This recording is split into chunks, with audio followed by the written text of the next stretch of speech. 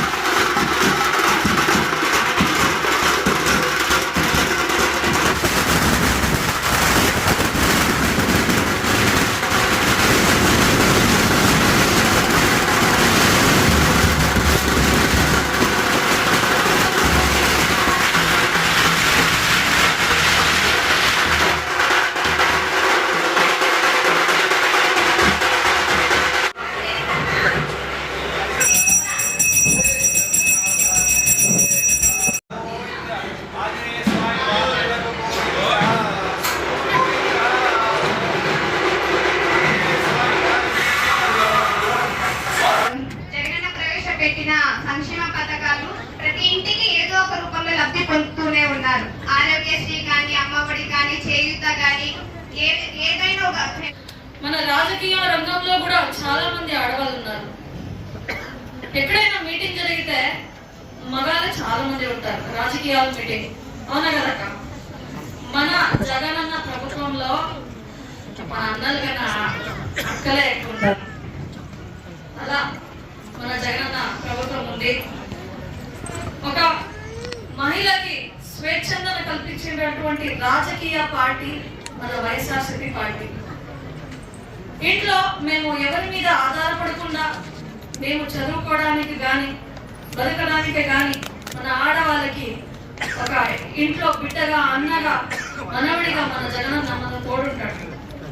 ఇది మీరు సంక్షేమ పథక రూపంలో చూసింటారు. రాబోయే రోజుల్లో ఇటువంటి ప్రభుత్వాన్ని మనం కాపాడుకుందాం. మీ అందరూ కూడా ఒక్క 5 నిమిషాలు ఆలోచించి చేసే ఓటు 5 సంవత్సరాల భవిష్యత్తు ఉంటుంది. ఈ 5 సంవత్సరాల భవిష్యత్తులో మనం ఇంట్లో కూర్చొని సగర్వంగా బతకగలగాలి. మన పిల్లలతో, మన భర్తతో, మన ఇంట్లో. అందుకోసమే మీరు వేసే ఓటు ఎలా ఉండాలంటే